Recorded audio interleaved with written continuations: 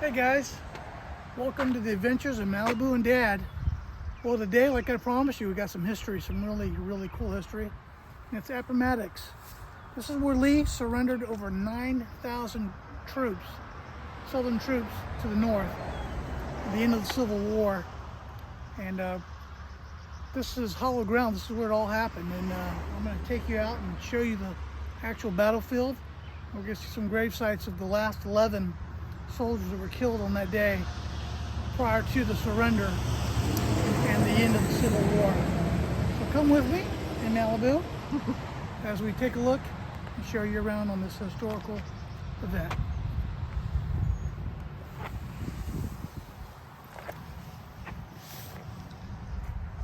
There's a placard here, Appomattox. Here on Sunday, April 9th, 1865, after 4 years of heroic struggle in defense of principles believed fundamental to the existence of our government, Lee surrendered 9,000 men and remnants of an army still unconquered in spirit. And this is it, guys.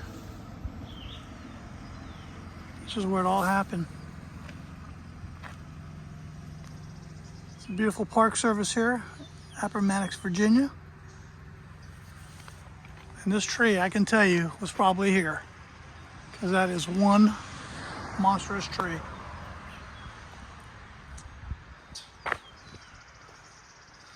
As we walk and we go down and we see exactly where it all happened. So on that morning, Lee, along with 9,000 soldiers, cavalry, light cavalry, infantry, came upon this point right here and actually set out on that fateful day to surrender to the general.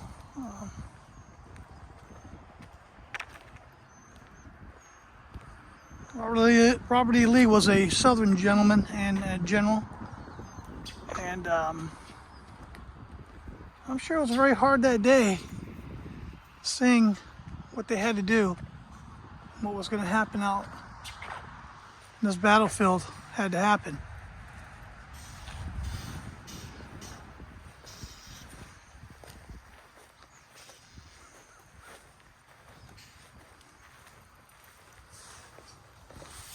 And this is the wartime landscape here.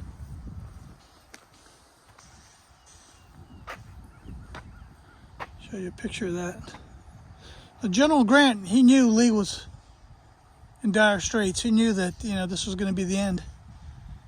He was outmanned, outgunned, and actually Lee was so far from reinforcements that he was just barely hanging on. And that's actually a picture of the landscape.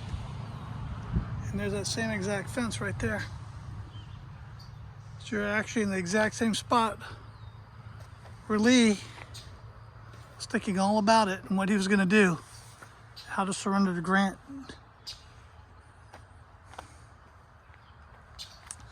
If you look to the distance, you'll actually see the actual town and courthouse and home right there, where Robert E. Lee surrendered to Ulysses S. Grant, General of the Northern side. And on this battlefield right here, and I mean, it's serene and beautiful. You can see this fencing still here. This beautiful national park.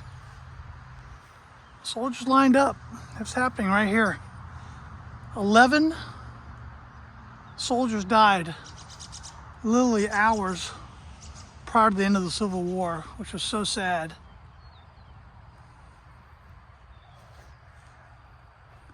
That 11 men at the final part of the Civil War had to lose their life right here on this battleground, on this field of battle. Now, if you come to this park service, you can see the road. This is the actual roadway led all the way into the town. This is where it all happened. 11 men fell to their death just prior to the Civil War. And you gotta remember, back then, there was no internet, and there wasn't no way to find out that something had happened, that there was a surrender. There were still lots of men being killed, not just 11 here. Actual skirmishes and little battles that were happening prior to the end of all this thing, because they didn't know that General Grant Lee had surrendered and spoke on this final day to end it all. So there was others killed, but the 11 that were killed here hold a special place because it was real time when both sides were at the same battlefield, battlegrounds. And this was the final place. And I want to show you a very interesting thing with the 11 that were buried here. And they're right over here. These are actually some of Lee's men who were buried right here. You know, back then, when you died, you didn't killed on the battlefield. You were buried pretty much right there, either in a mass grave, open grave with other soldiers. They didn't have time to bury you right away, so all those bodies, they rotted in the field and all kinds of things. Thankfully, this Confederate cemetery was constructed, and the remains of those final killed were buried here and retombed back in April 9th, 1915. So it's there's a tribute to it. I apologize, it's 19, not 11, but 19.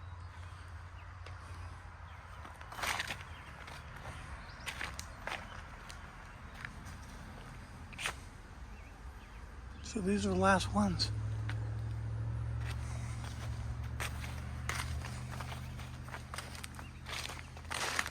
I'm gonna walk you over to this gravesite.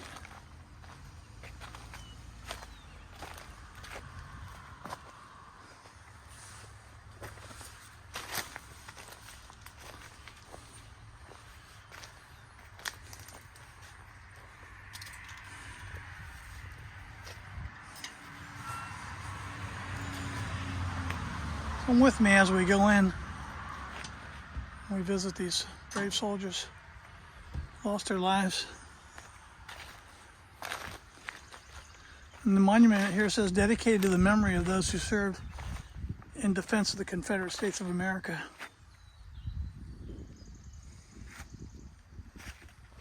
Solemn ground. If you see on some of the stones, they're blank. This one here says unknown.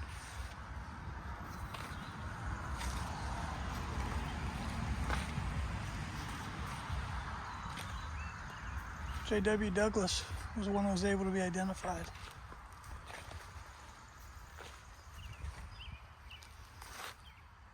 Hicks, A.B. Hicks.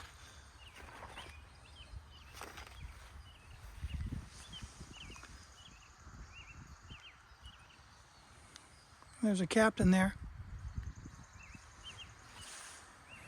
Sergeant D.F. Demesme.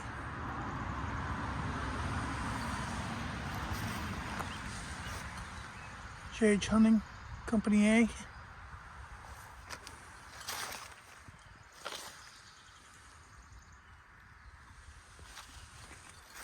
If you see the pennies show that someone's thinking about them. Here's a few more unmarked.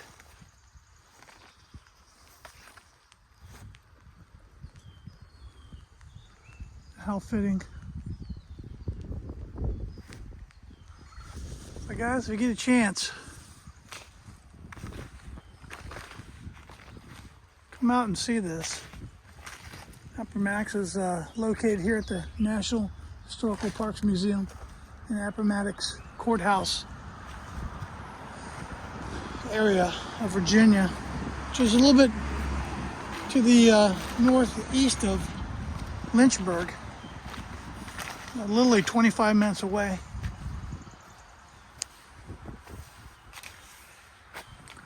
Definitely worth the visit though.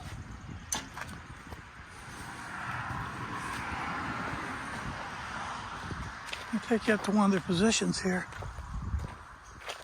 Once again, I can't even imagine how heavy that day must have felt for everyone involved when you think about it. I mean, you're at your possible final battlefield, place of battle. You're about to confront the enemy. And there's just so much irony and thickness and craziness out here that day. I can't even imagine some of these soldiers were thinking or going through. Great thing about American history is it's happened. We know it, how it all ends. Soldiers that day, they didn't know. All they knew is they were out here away from family.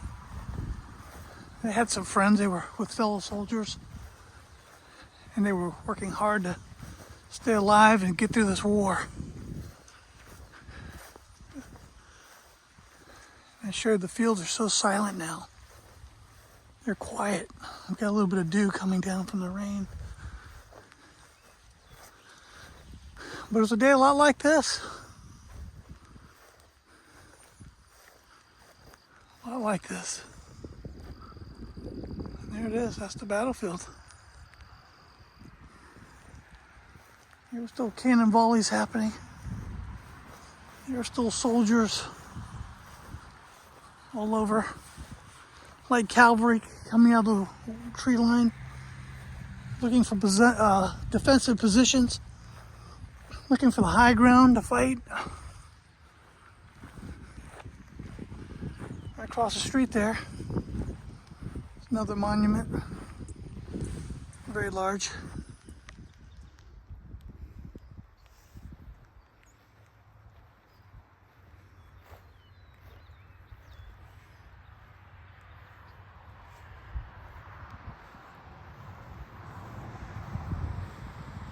And now,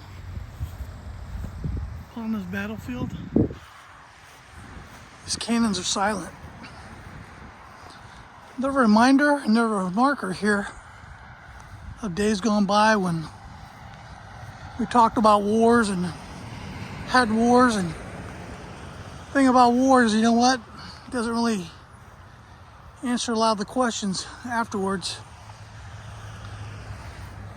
The questions I'm talking about are, what if?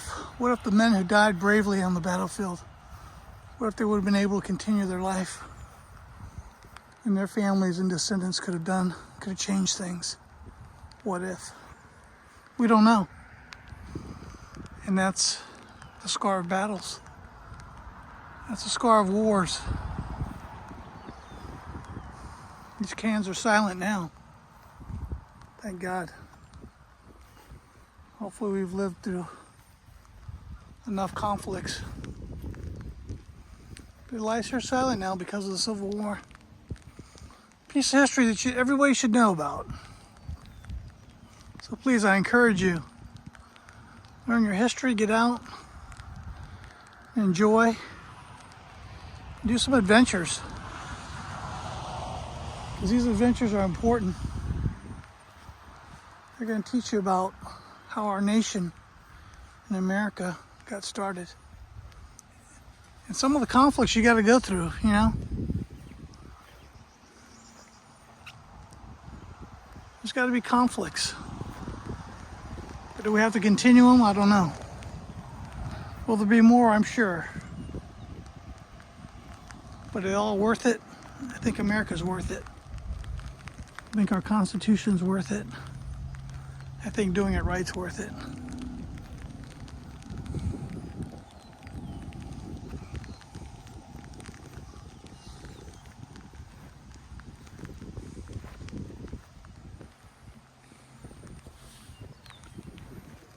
I want to thank you guys for coming out with me in Malibu today. It's kind of a somber day. I think it's kind of fitting for what we're talking about, which was a Civil War, a conflict where brother fought against brother, family members against family members. You know, some people went north, some people went south. But a lot of people lost their lives that day, lost their lives in the entire conflict over ideas and things that people fight about.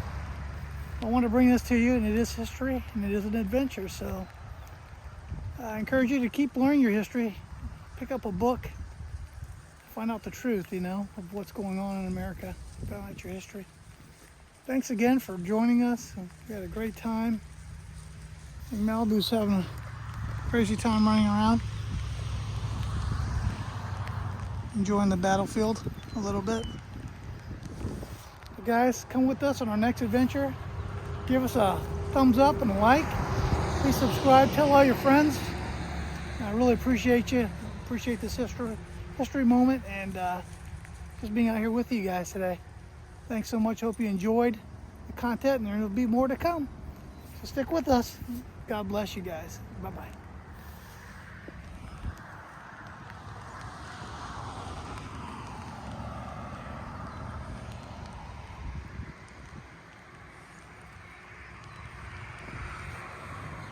Hey guys, welcome back. Here we are, Appomattox Courthouse. That's the layout. What's still left here. Actually, actual picture of the home. The surrender happened. And there's a picture of the actual surrender. We're going to go up, take a look around. I'll show you the actual town, which is still here. They've preserved all the town and the buildings. They still have an old jail here, courthouse, outbuildings, general store, armory.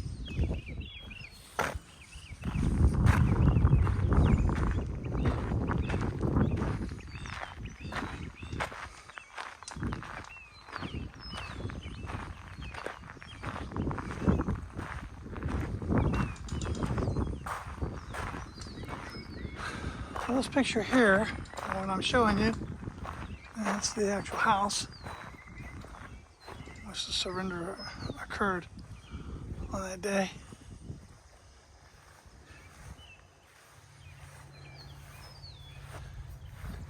General Grant waited for Lee to ride up for the surrender. It had been in the works. It wasn't like it happened overnight. I think it was like something like 6 days. They had talked about certain quarters for officers to keep their weapons and their horse, their sidearms, not their rifles, but their handguns and their horses. One of the most interesting things was, you gotta remember, Grant and Lee were friends. They went to the military academy together. They held a soldier's trust amongst each other. And, they're trying to heal a nation that was very much broken because of the Civil War. And actually, during the surrender,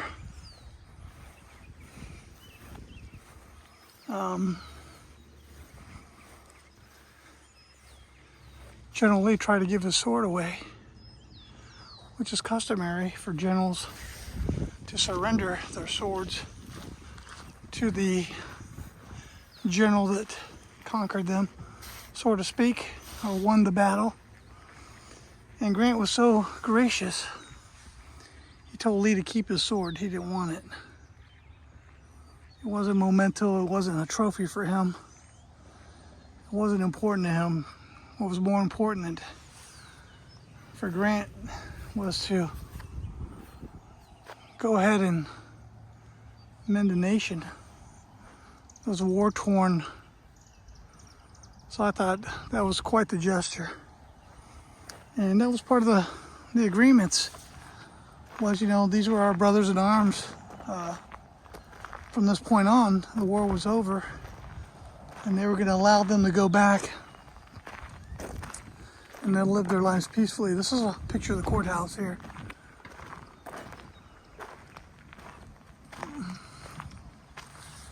and the rest of the town.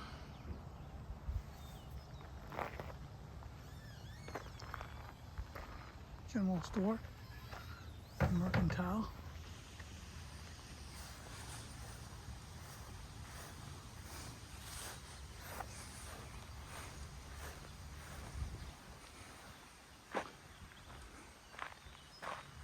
The original trail where I first shot, right down that road there. So the battlefield, probably about a mile down where I first shot, showing you guys the cannons and the field about a mile away. So they're real close when this conflict, started off. Very close. Here's the actual house of the surrender.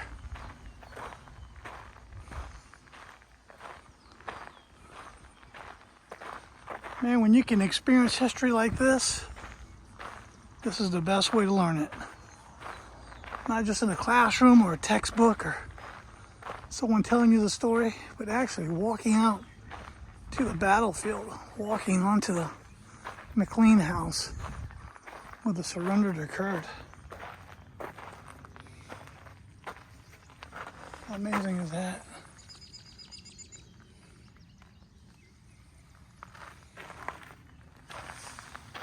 This is where General Lee rode up on his horse. Right to this very front porch. It was the day he surrendered 9,000 soldiers to Grant. It was all done right here. All the officers, mostly officers and from both sides were here to witness this.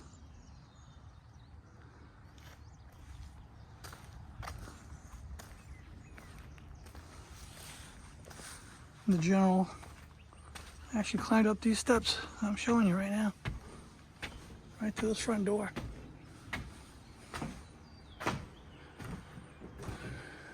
And right into here. You guys get to see it. Hey, how you doing, Ranger? Doing well.